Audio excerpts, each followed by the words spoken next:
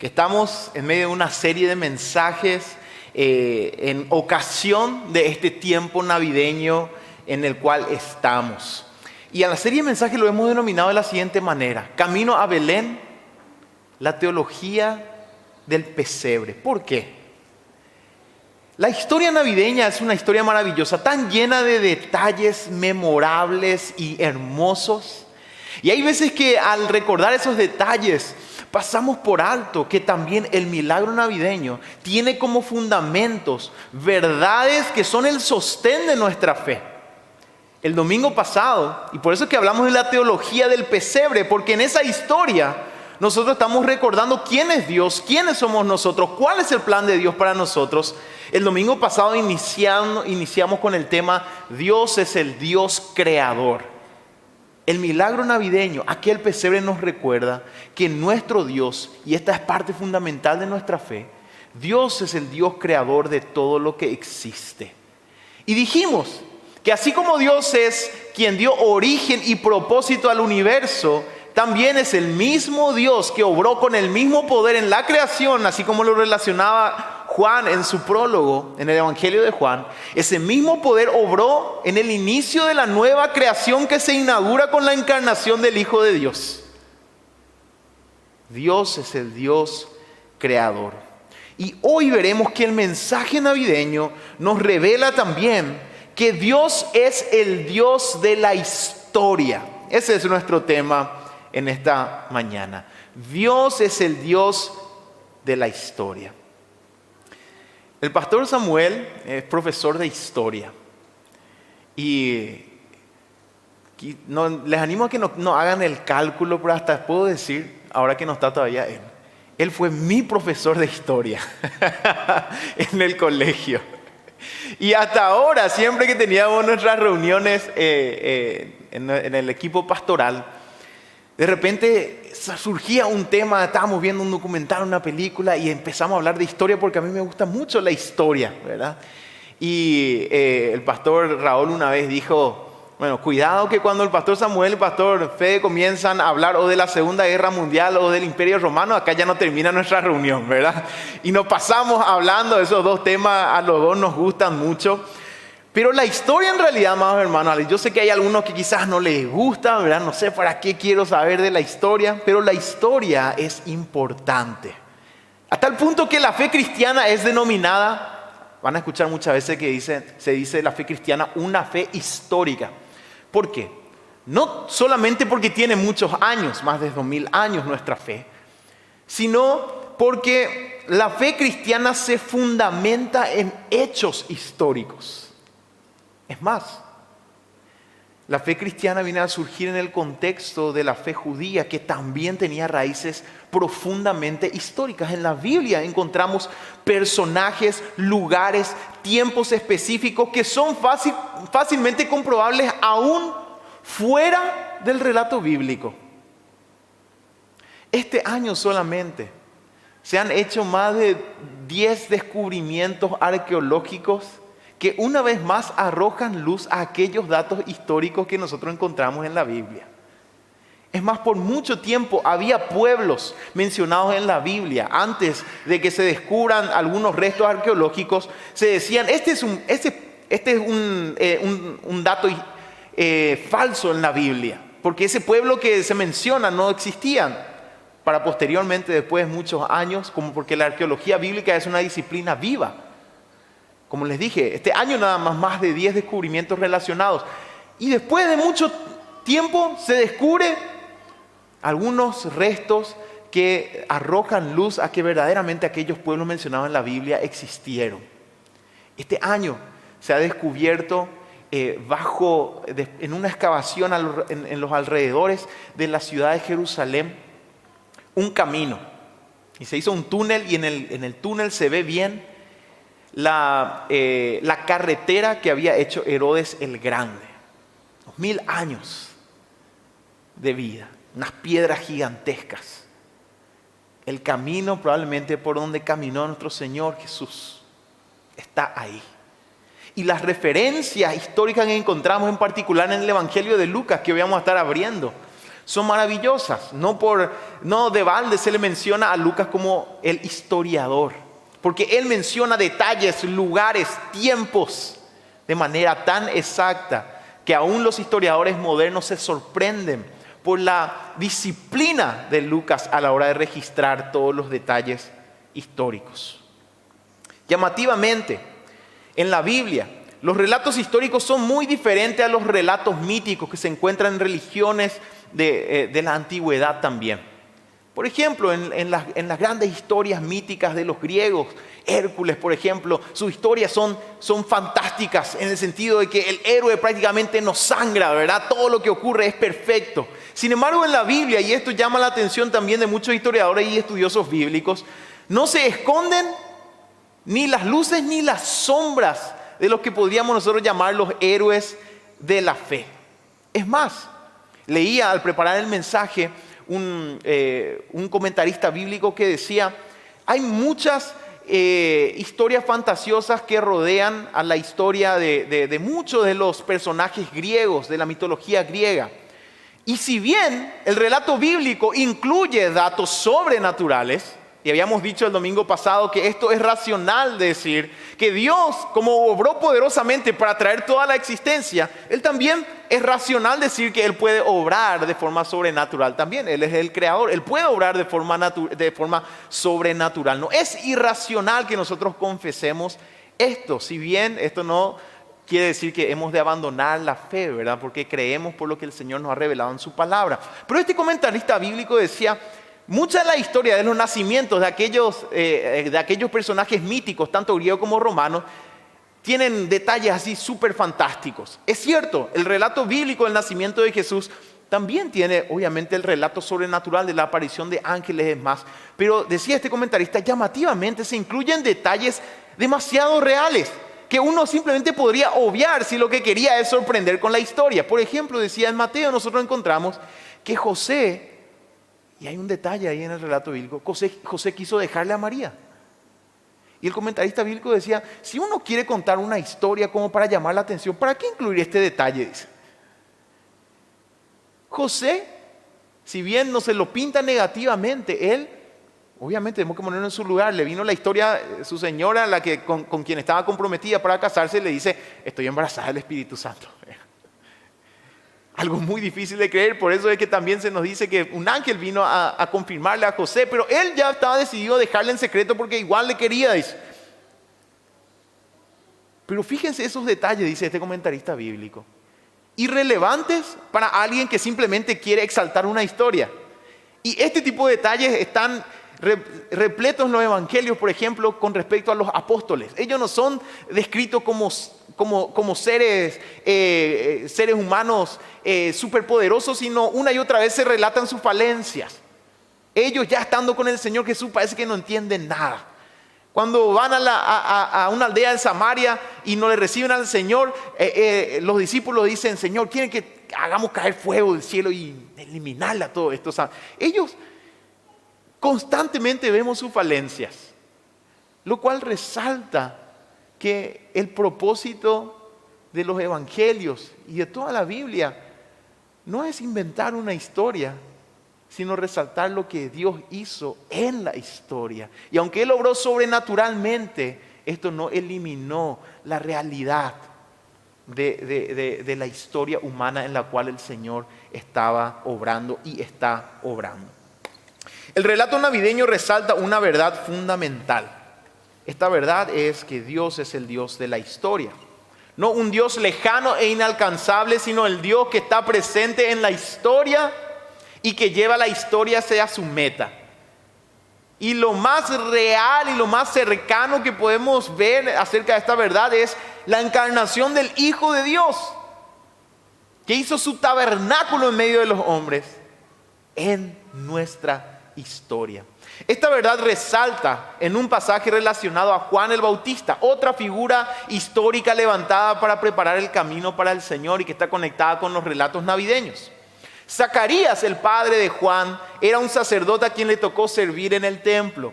Había recibido la visita del ángel Gabriel cuando él estaba sirviendo para decirle que su esposa Elizabeth daría a luz un hijo en su vejez porque ella era estéril. Al inicio Zacarías no creyó, por lo que el ángel le dice: vas a quedar mudo hasta que nazca tu hijo, lo cual ocurrió.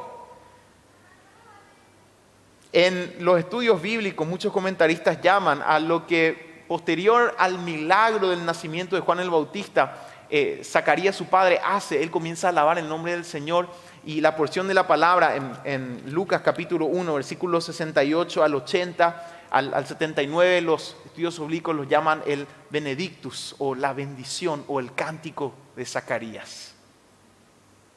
Cuando él vuelve a recuperar la voz, no hace otra mejor cosa que alabar al Señor. Y este es el texto que quiero mirar con ustedes. Y vamos a leer Lucas capítulo 1, versículos 57 al 80, y vamos a hacernos la pregunta y responder con este pasaje: ¿qué significa que Dios es el Dios de la historia? Vamos a leer Lucas capítulo 1, versículos 57 al 80. Tenemos también en la pantalla. Tendría que salir también ahí en nuestras redes sociales. Dice así la palabra del Señor: cuando a Elizabeth se le cumplió el tiempo de su alumbramiento, dio a luz un hijo. Y cuando oyeron los vecinos y los parientes que Dios había engrandecido para con ella su misericordia, se regocijaron con ella. Aconteció que al 8º día vinieron para circuncidar al niño y le llamaban con el nombre de su padre, Zacarías. Pero respondiendo su madre dijo: no, se llamará Juan. Porque esto es lo que el ángel había dicho a Zacarías, que iba a poner su nombre Juan. Le dijeron: ¿por qué? No hay nadie en tu parentela que se llame con ese nombre. Entonces preguntaron por señas a su padre cómo le quería llamar, y pidiendo una tablilla, porque él todavía no podía hablar, escribió diciendo: Juan es su nombre. Y todos se maravillaron. Al momento fue abierta su boca y suelta su lengua, y habló bendiciendo a Dios, y se llenaron de temor todos sus vecinos, y en todas las montañas de Judea se divulgaron todas estas cosas.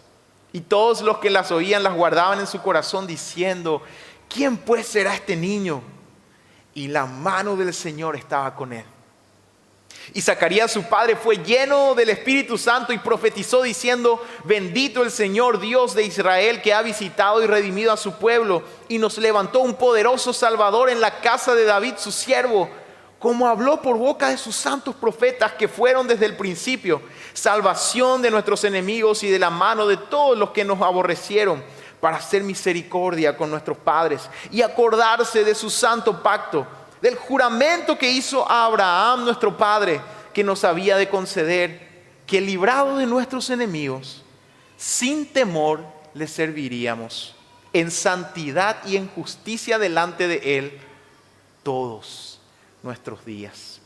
Y tú, niño, profeta del Altísimo serás llamado, porque irás delante de la presencia del Señor para preparar sus caminos, para dar conocimiento de salvación a su pueblo, para perdón de sus pecados, por la entrañable misericordia de nuestro Dios, con que nos visitó desde lo alto la aurora, para dar luz a los que habitan en tinieblas y en sombra de muerte, para encaminar nuestros pies por camino de paz.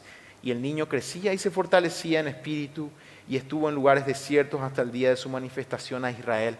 E inmediatamente después, en el capítulo 2, tenemos el relato del nacimiento de Jesús. Aquí leemos la palabra del Señor. ¿Qué significa a la luz de este pasaje que Dios es el Dios de la historia? En primer lugar, vemos y vamos a ver que Dios es el protagonista de la historia, no solamente el dueño de la historia. Es también Él que cumple sus promesas en la historia, y finalmente el que lleva la historia a su meta. Y al entender estas verdades, mis queridos hermanos, podremos ser animados al saber que así como Dios es el Dios de toda la historia, es también el Dios de tu historia y de mi historia. Así que vamos a nuestro primer punto. Lo primero que nos enseña este pasaje es que Dios es el protagonista de la historia. Una cosa es decir que Dios haya puesto al mundo en marcha, lo creó todo, le pegó una vuelta al mundo, al universo, y sigue ya girando por sí solo, y Dios se alejó. Otra cosa es reconocer y declarar que Dios está involucrado activamente en todo lo que ocurre. Y esta es la visión que la Biblia nos da acerca de quién es nuestro Dios. Esto no quiere decir que nuestra agencia como seres humanos, que nuestra obra como seres creados sea o quede completamente eliminada. No, tenemos nuestra agencia, tenemos nuestra voluntad. Pero como este pasaje lo demuestra claramente, Dios siempre obra en la historia de tal manera a llevar sus propósitos hacia adelante. Y obra con poder absoluto. Y esto lo demuestra lo ocurrido en la vida de Zacarías y Elizabeth. ¿De qué manera obró Dios como protagonista en esta historia? En primer lugar, haciendo superfluas las limitaciones humanas. ¿Cuál era la limitación de Zacarías y Elizabeth? Algo muy similar que había ocurrido con Abraham y Sarai, quienes concibieron a Isaac en su vejez. Lo mismo que había ocurrido con la mamá de Samuel, quien también era estéril, el profeta Samuel. Lo mismo que había ocurrido con el juez Sansón, cuya madre también era estéril. Y otra vez el Señor obra de tal manera que nos demuestra que nuestras limitaciones no son sus limitaciones. Y Él se muestra como protagonista en la historia, ahí donde el ser humano ya no puede hacer nada y las limitaciones humanas nos encuadran en un lugar. El Señor dice: yo soy protagonista de la historia. Para mí son superfluas las limitaciones humanas. Y Él obró con poder y Elizabeth concibió. Posteriormente dio a luz. Hasta hoy, mis amados hermanos, y fíjense la reacción de la gente, ahí en el versículo 58, cuando supieron que Elizabeth dio a luz, dice: oyeron los vecinos y los parientes que Dios había engrandecido para con ella su misericordia y se regocijaron con ella. Cuando Dios obra como protagonista, tenemos que entender que Él engrandece su misericordia. ¿Qué quiere decir esto? Dios podía elegir cualquier otro camino para llevar adelante su obra, pero Él engrandeció su misericordia en la familia de Zacarías y Elizabeth, que probablemente habían pasado ya mucho tiempo y esta mujer había probablemente orado mucho. Y quizás estaba en una etapa en su vida que dijo: bueno, ya está, el Señor no me va a responder más. Y realmente el Señor podía llevar adelante sus planes de cualquier otra manera, pero Él eligió engrandecer su misericordia con esta mujer y esta familia. Amados hermanos, si pusiésemos un poquito más de atención, probablemente vamos a darnos cuenta que constantemente el Señor engrandece su misericordia en nosotros. Hay veces que terminamos el día y tal vez nos sorprendemos y decimos: pues el Señor me libró de esto. Bien, el Señor pudo haber obrado de varias maneras en nuestras vidas, pero Él engrandece su misericordia. Quizás mi hermano, mi hermana, has tenido la experiencia de, así como Elizabeth, probablemente ya olvidar, decir: ya no voy a más pedir por esto, ya llegó el límite. Pero el Señor engrandeció su misericordia en tu vida. Esto nos demuestra que Dios es protagonista de toda la historia, pero es protagonista de nuestra historia también. ¿Y cómo es protagonista de nuestra historia? Cuando nosotros nos encontramos con nuestros límites y el Señor dice: yo engrandezco mi misericordia en tu vida. Y a pesar de tus límites, el Señor obra de forma poderosa. ¿De qué otra manera vemos cómo el Señor obró como protagonista en esta historia que hemos leído? Dijimos en primer lugar que Él hizo superfluas las limitaciones humanas. Zacarías y Elizabeth tenían la limitación, tanto de su edad como de la infertilidad de ella. Pero esa limitación no fue nada para el Señor y Él obró como el protagonista de la historia, no como aquel que mira de lejos nomás la historia. Pero Él también obró de otra manera, de forma indirecta vemos esto. El Señor obra como protagonista haciendo superfluas nuestras capacidades humanas también. Y vemos en el relato que al octavo día, la costumbre judía era llevar al niño recién nacido al octavo día para cumplir el rito de la circuncisión, y ese era el momento en donde le ponían el nombre al niño. Y dice el texto que cuando Elizabeth va con el niño, la gente le llamaba Zacarías al niño. Ya le llamaban luego Zacarías, ¿verdad? Le llamaban con el nombre de su padre en el versículo 59. ¿Qué nos dice esto? Ellos se alegraron que el Señor engrandeció su misericordia, pero bueno, es como que ellos pensaban, ahora ya forma parte de tu familia, esta es tu herencia, vos vas a traspasarle todo lo que vos sabés, etcétera, etcétera. Pero la mamá responde, no se llama Zacarías, se llama Juan. Nosotros no le ponemos el nombre, el Señor nos dio el nombre que le íbamos a poner. En este acto, Elizabeth estaba diciendo, este niño no va a seguir nuestros propósitos, sino el propósito del Señor. Este niño no va a seguir nuestra tradición, sino va a ser usado por el Señor. Él le pone el nombre, Él guía sus pasos y su camino. Y la gente como que no le creía, mira, se aprovecha de esta señora que su marido no puede hablar, entonces está diciendo todo lo que quiere, ¿verdad? Le quiere cambiar el nombre. Y le dijeron, ¿por qué no hay nadie en tu parentela que se llame con ese nombre? ¿Verdad? A veces esto pasa también con los abuelos, eso le decimos el nombre de nuestro hijo y se quedan nomás callados, ¿verdad? A nosotros, ya otra generación nos gustan los nombres raros, ¿verdad? ¿Y por qué no le pones nomás así como tu abuelo, como tu bisabuelo? Y bueno, la gente no le creía a la mujer, ¿verdad? Se aprovecha, pobre su marido que no puede hablar y le quiere poner cualquier nombre, ¿verdad? Entonces van a él y con seña dice que le dicen, ¿cómo se va a llamar tu hijo? Y él no podía hablar todavía y agarra una tabla y escribe, Juan es su nombre. Zacarías sabía también, este hijo el Señor nos da, pero en realidad es para él. Nosotros no le ponemos el nombre, ni le ponemos sus propósitos, ni le ponemos sus caminos. El Señor le puso nombre. El Señor guiará sus pasos. El Señor cumplirá sus propósitos en él. Hermanos, ¿cómo el Señor se demuestra protagonista en nuestras vidas? Cuando Él dice nuestras capacidades, nuestros sueños, nuestros planes. Todo el mundo estaba esperando. Zacarías ya le llamaba al niño. ¿Por qué? Porque su papá se llama Zacarías, probablemente su abuelo se llamaba Zacarías, su bisabuelo, su tatarabuelo. Zacarías.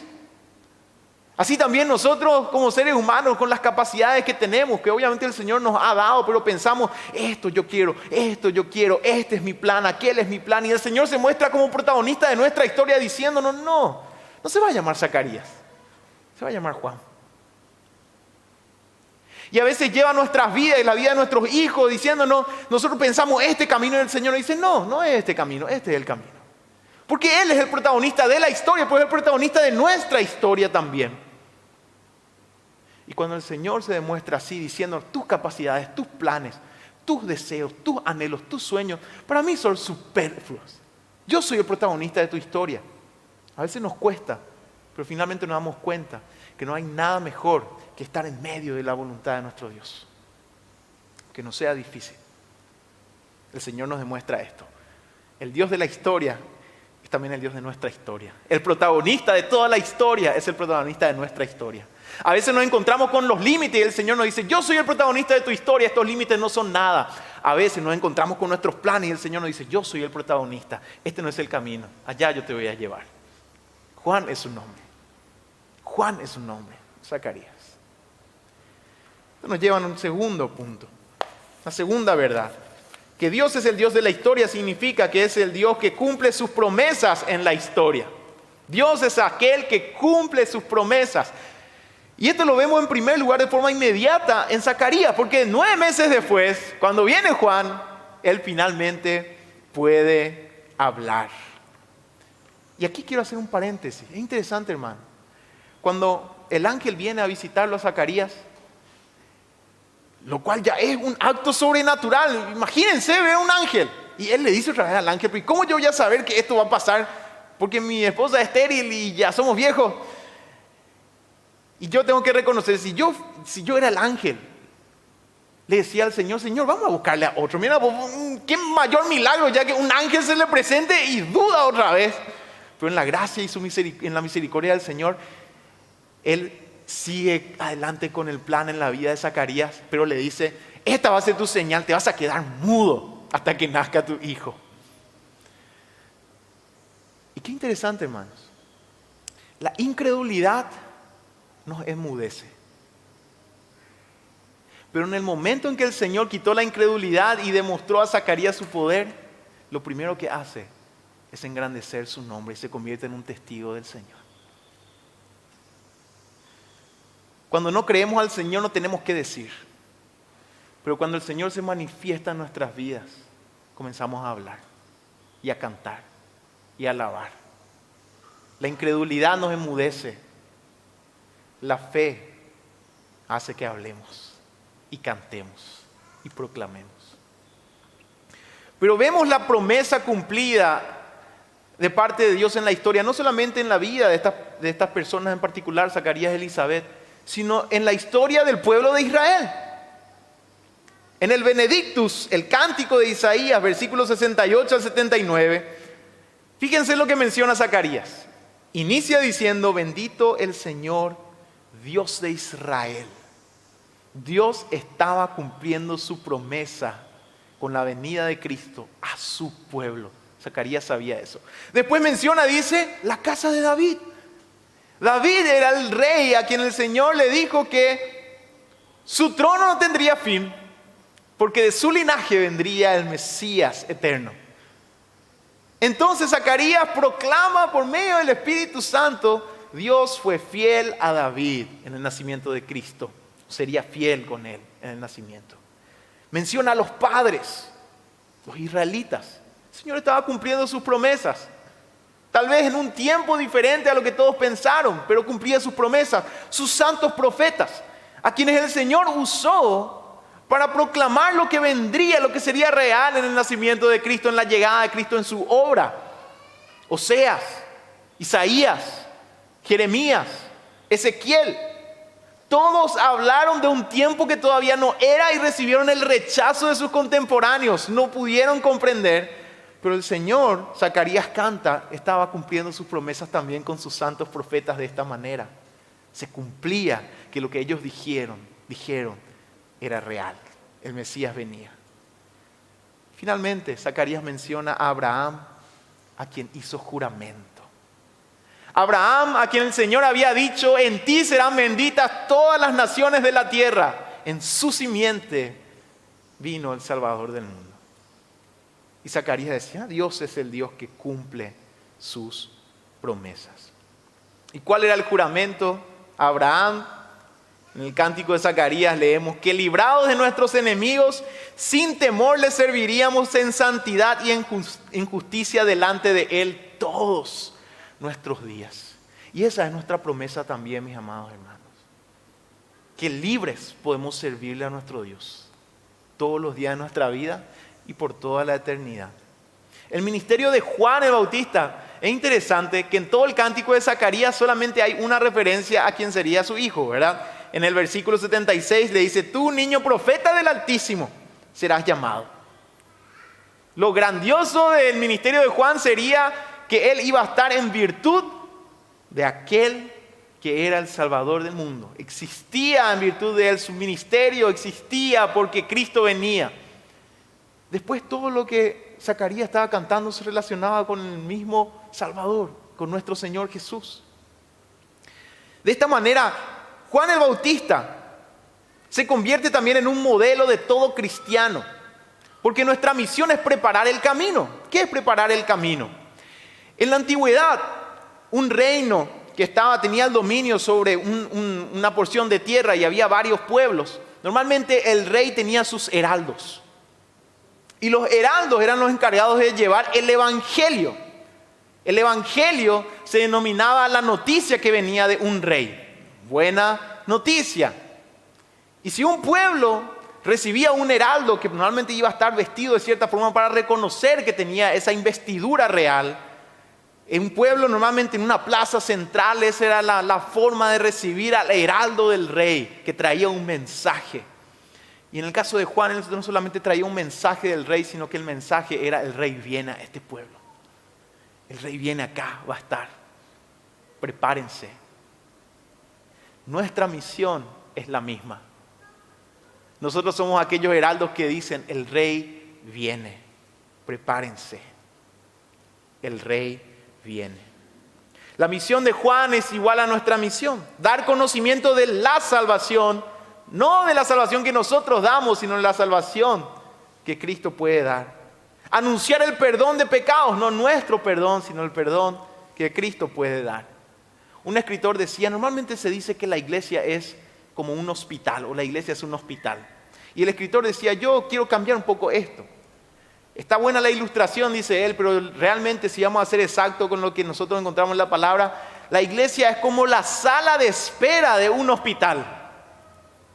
Porque nosotros no damos la medicina. Decimos, aquí está el doctor. Nosotros no damos perdón. Decimos, en Él hay perdón. Nosotros no damos salvación, más bien decimos, Él nos salvó. Él es el Salvador. Y decía este autor, tenemos que cuidarnos de no ser como iglesia la sala de espera para una entrevista laboral, ¿verdad? Porque en una entrevista laboral, el que está esperando está tal vez sudando, ansioso, porque no sabe con qué se va a encontrar. Somos la sala de espera en un hospital, apuntándole al médico de médicos, diciéndole, está acá, espera, Él viene. Hermanos, esta promesa de que nosotros hemos de servir al Señor en justicia y santidad todos los días, es la promesa que verdaderamente tenemos que reclamar. Este es nuestro gozo. Pero reclamarle no a Dios, porque Dios ya nos dio esto. De quien debemos reclamar nuestras promesas, de nuestro enemigo, el diablo, que normalmente quiere quitarnos y robarnos nuestro gozo. El creyente no le reclama a Dios nada. El Señor ya ha hecho todo por nosotros. Lo que nosotros le reclamamos es cuando el enemigo quiere venir a meterse en aquello y quitarnos aquello que ya es nuestro. Él nos quiere robar el gozo que es nuestro. La promesa es que podemos vivir sin temor de nuestros enemigos para servir en santidad y justicia delante de nuestro Dios todos nuestros días. Y no tenemos que dejar que nada ni nadie nos quite el vivir esta promesa que es nuestra en Cristo Jesús. Y vamos a nuestro último punto y vamos terminando. Este pasaje nos enseña también que Dios es el Dios de la historia, porque Dios es aquel que lleva la historia hacia su final. Les decía, al terminar este pasaje, el capítulo 1, directamente en el capítulo 2, Lucas relata el nacimiento del Señor. Y el nacimiento de Cristo dio inicio al fin, la inauguración del final de los tiempos. ¿Por qué? Porque el tiempo existe como creado por Dios, pero para una meta. Es interesante que en muchas religiones, especialmente las religiones orientales, hay una visión circular del tiempo o de la historia.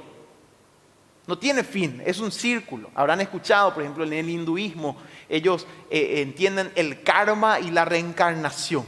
Nunca termina, en realidad. El universo es un círculo, nunca termina. No tiene inicio ni tiene meta, no tiene inicio ni tiene final.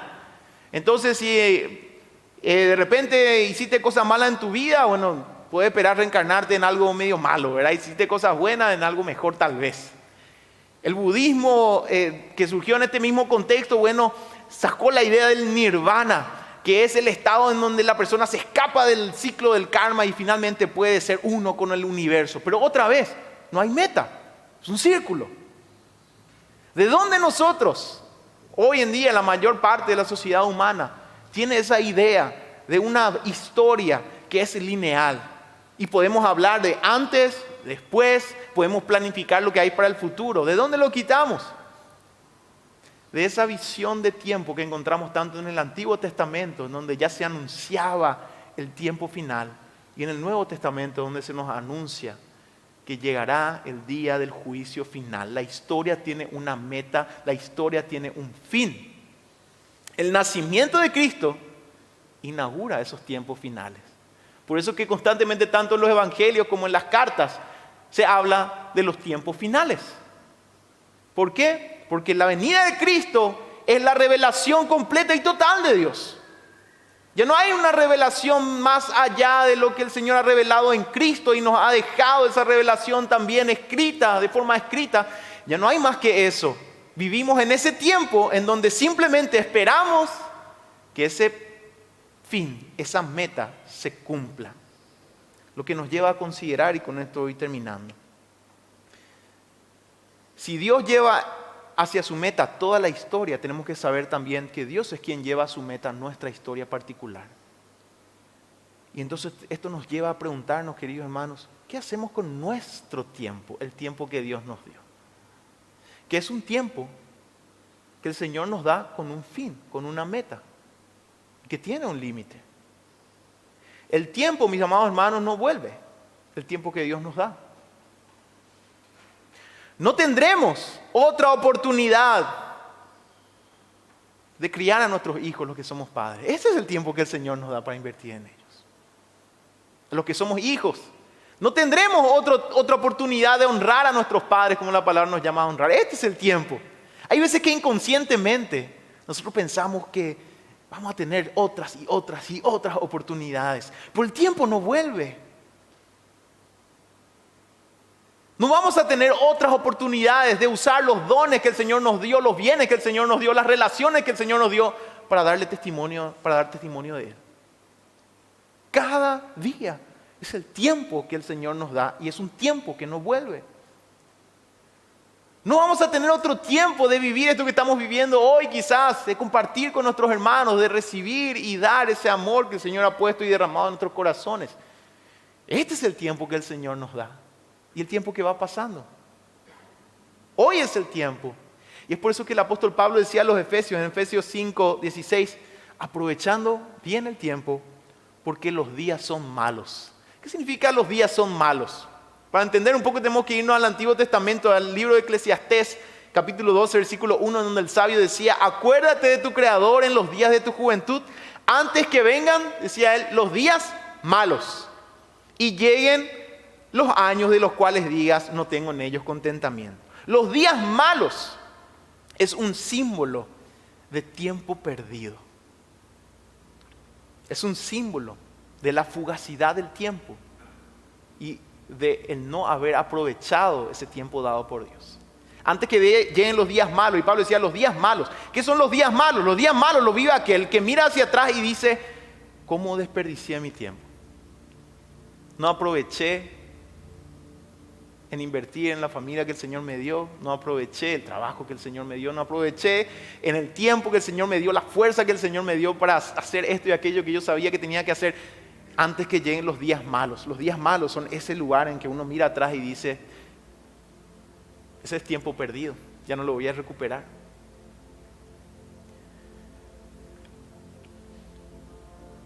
Los días malos, ese tiempo perdido, existe ya sea porque no lo hemos disfrutado, porque el Señor nos da ese tiempo para que lo disfrutemos también, o porque no lo hemos aprovechado para lo que realmente importa.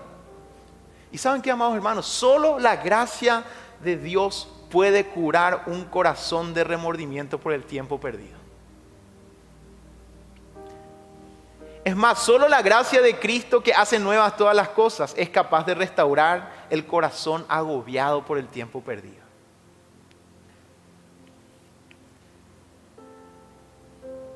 Y por eso es que hasta si estamos en esos días malos, tenemos esperanza. Porque el Señor hace nuevas todas las cosas. Puede curar, puede sanar el corazón y decirnos, mira, mejor es un día en la casa de Dios que 1000 años fuera de Él. La gracia del Señor nomás puede sanar ese corazón que mira atrás y dice, ¿cuánto he desperdiciado este tiempo que el Señor me ha dado? Pero aquel que aprovecha bien el tiempo terminará con el gozo del apóstol Pablo, que dijo a Timoteo en su segunda carta, capítulo 4, 7 al 8. He peleado la buena batalla, he acabado la carrera, he guardado la fe. Por lo demás, me está guardada la corona de justicia, la cual me dará el Señor, juez justo en aquel día. Y no solo a mí, sino también a todos los que aman su venida. Aquel que aprovecha bien su tiempo no vive los tiempos malos, los días malos. Porque mira atrás y dice, he acabado la carrera. Aproveché ese tiempo volcándolo al Señor en todo lo que Él me pidió hacer, con todo lo que Él me ha dado. Disfrutando lo que me dio y usando el tiempo para lo que verdaderamente vale. Acabé la carrera. No me queda más que encontrarme con mi Salvador, decía el apóstol Pablo. Es más, alguien como él que había desaprovechado mucho tiempo persiguiendo a la iglesia, pero el Señor restauró su vida y él comenzó a aprovechar bien el tiempo. Amados hermanos, el Dios de la historia, el que la inició y el que la lleva hacia su fin. El pesebre nos recuerda esto. Dios es el Dios de la historia.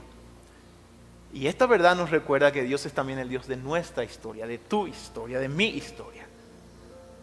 Él es protagonista en tu historia. A veces pasando tus límites. A veces limitando tus capacidades para recordarte, yo soy el protagonista de tu historia. Él es el Dios que cumple las promesas. Y la promesa mayor que tenemos, como lo cantó Zacarías, es que podemos servir en libertad a Dios, en justicia y santidad, delante de Él todos los días. Que nadie, no dejemos que nadie y que nuestro enemigo que quiere robarnos esto, nos quite el gozo de poder vivir esta promesa, vivir para el Señor, sirviéndole a Él, llenos de gozo. Y finalmente, Dios es también aquel quien dirige el fin de la historia y el fin de nuestra historia. Él te está dando este tiempo en su misericordia. Aprovechemos ese tiempo que el Señor nos da. Al mirar ese pesebre tenemos que recordar los tiempos finales. El Señor ya lo reveló todo. Estamos en ese espacio de tiempo en que tenemos que decidir qué vamos a hacer con este tiempo que el Señor nos da hasta que Él vuelva o hasta que Él nos llame.